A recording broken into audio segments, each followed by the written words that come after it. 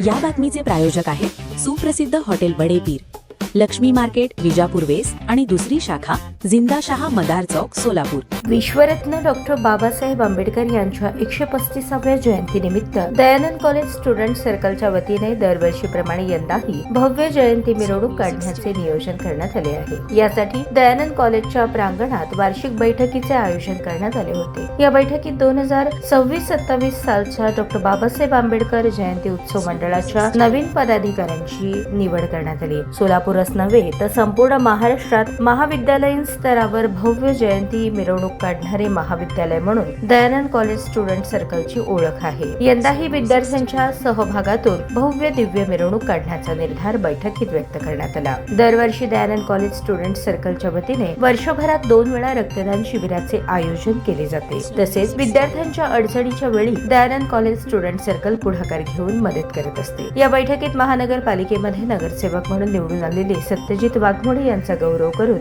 सत्कार करण्यात आला। यावेळी विद्यार्थी नेते आतिश बनसोडे, ॲडव्होकेट अखिल शाक्य, सागर शितोळे, सुजित खुर्द, रुपेश तडसरे, अभि शिंगे, सुनील मस्के, अनिकेत गायकवाड, सोनू गजधारे, विजय माने यांच्यासह दयानंद महाविद्यालयातील शेकडो विद्यार्थी उपस्थित होते। बैठकीत 2026-27 सालासाठी डॉक्टर बाबासाहेब आंबेडकर जयंती उत्सव मंडळाच्या पदाधिकाऱ्यांची निवड करण्यात आली। अध्यक्षपदी यशपाल वाघमारे यांची एकमताने निवड करण्यात आली। उपाध्यक्षपदी प्रवीण दलशिंगे, राज गायकवाड, अनिकेत येरवडे, सुयश गायकवाड आणि प्रदीप कांबळे यांची निवड करण्यात आली। सचिवपदी अनिकेत बनसोडे तर सहसचिवपदी रितेश भोसले यांची निवड करण्यात आली। कार्याध्यक्ष म्हणून ओंकार वडथिले, खजिनदार म्हणून दियेश सावंत यांची निवड करण्यात आली। मिरवणूक प्रमुख आदित्य कांबळे, अभि गायकवाड, सिद्धू काळे, रियाज बेग, आदित्य लोणारी, सिद्धार्थ बनसोडे, सुंदर उबाळे, रॉकी मुलुमकर यांची निवड करण्यात आली। प्रमुख सल्लागार म्हणून ॲडव्होकेट आनंद कांबळे, सुनील मस्के, अनिकेत गायकवाड यांची निवड करण्यात आली। यावेळी उपस्थित विद्यार्थ्यांनी यंदाची जयंती मिरवणूक उत्साहात आणि शिस्तबद्ध पद्धतीने पार पाडण्याचा संकल्प व्यक्त केला।